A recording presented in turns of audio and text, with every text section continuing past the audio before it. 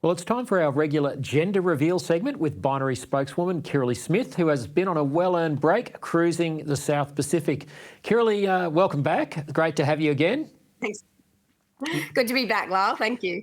Kirralie, news broke overnight of a court case involving a girl who wants to be a boy and whose parents are divided. So they're fighting over this girl's gender transition in the courts. Here's what the Australian newspaper reports, and I quote, "A doctor advising a young girl on whether to take cross-sex hormones told the child some side effects of taking testosterone, including vaginal atrophy, were reversible or would not last forever, and said there was scientific debate about whether the treatment could have an impact on her fertility."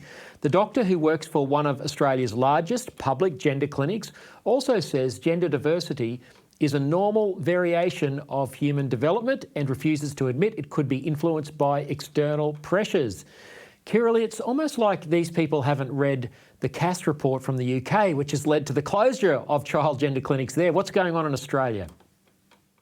Look, they haven't even observed reality, Lyle. Nobody can change their sex. No amount of drugs, no amount of surgery can turn that girl into a boy. They are lying to her. They are being extraordinarily cruel to her, and they haven't taken into consideration the scientific evidence that these drugs have extreme side effects that are not reversible. This girl will suffer horrendous consequences in her body that won't fix the gender incongruence in her mind. So I just find this absolutely horrifying and infuriating that they would just experiment with this young girl's life for the sake of their careers. And I don't have any words for it. It's quite confronting to read in a news article about vaginal atrophy, and then to hear a so-called medical expert, a doctor from one of these child gender clinics, saying that there's a dispute about the scientific evidence about whether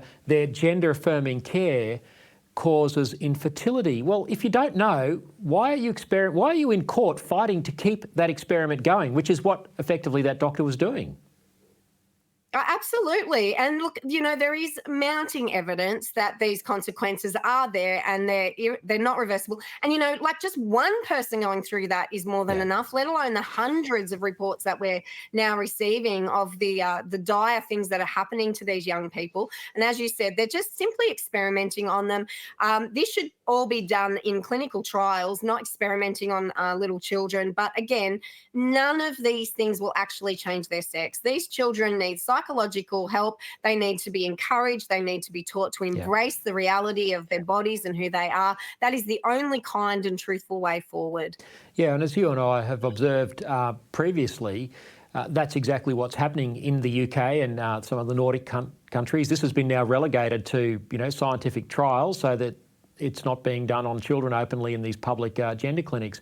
It amazes me, Kirralie, that, again, it's the political class that's enabling this sort of stuff to keep going, and one only wonders, what's going to cause it to stop. Speaking of the political class, Kirralie, last week in New South Wales, a parliamentary inquiry concluded into Alex Greenwich's so-called equality bill. But as part of that inquiry, they conducted a survey of a number of people. I think it was about 13,000 people. The results of that were quite surprising, weren't they? Yeah, like well over 85% of people who responded to that survey are totally against these gender affirmation processes and about changing the laws so that people can self-identify. The submissions that were made, by invitation only and were quite limited.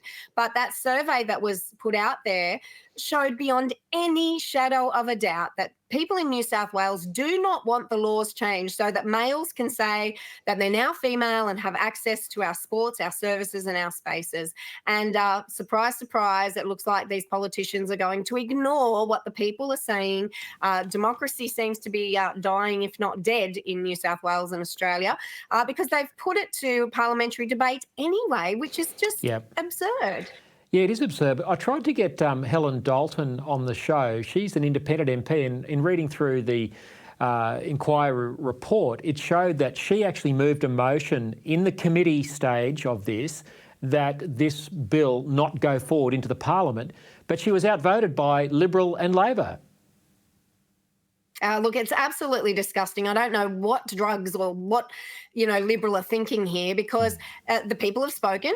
If the democratic process was to be followed, there is no need for a parliamentary debate. People of New South Wales do not want this law changed. There's nothing to discuss, nothing to argue.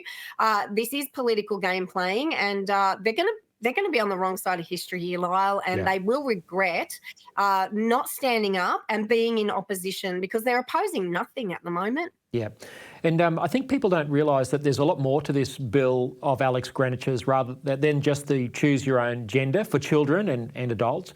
But it also involves commercial surrogacy, which is a trade in human babies, cash trade in human babies, and rental market in women's wombs, and open slather prostitution. People don't realise this is part of the so-called equality bill that these politicians have just waved through now to go and be debated.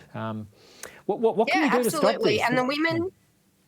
well, I was just going to say, and in each case, it's the women mostly who are the victims here, the women and the children. And the politicians have, a mandate to protect the most vulnerable in our society, and they're refusing to do that. And these men, like Alex Greenwich, just forging ahead at the expense of women and children. They're not listening to the people. Look, Lyle, I guess all we can do is do something at the ballot box, not vote these people in again. But for your viewers, it's really important that we raise the awareness. People in New South Wales just simply don't know what's going on and don't understand what's at stake. So your program, your political party, my organisation, that's the biggest challenge we face, is to raise that awareness among the people who are just going to work, raising their families, and don't understand what the politicians are trying to bring in under cover of night and darkness. So we really need to keep shining a light on these things so that we can turn this tide. Yeah, Alex Greenwich needs a lot more scrutiny on him. His bill is misogynist, it's anti-woman, it's anti-child, and it's dangerous. Kirralie, it seems people in America are starting to wake up, including medical groups. The American College of Paediatricians and allied groups styling themselves as doctors protecting children, that's a good thing, have published a declaration urging mainstream American medical associations like the American Academy of Paediatrics to abandon support for this so-called gender-affirming care. This is a big breakthrough, isn't it? It really is. And it's hard to believe that it's even necessary, Lyle, because science and reality all support our view and the view of doctors protecting children, that no one can change their sex. It's innate. And the most kind and truthful and encouraging thing we can do to children is help them embrace the reality, not try and mask it or, change it superficially, which will leave them with lifelong medical conditions. So it's really encouraging that these doctors are taking a stand and publishing this declaration, that others have an opportunity to sign it. But yeah, again, my mind just boggles that we're even at this position where it has to happen, and that these doctors are now fighting other people in this space to defend science and reality. All our minds are boggling, Kirralie. Well, it's great to have you back from your well-earned break and back in the fight, and we look forward to chatting with you again next week. Thanks so much for your time. Thanks for having me, Lyle.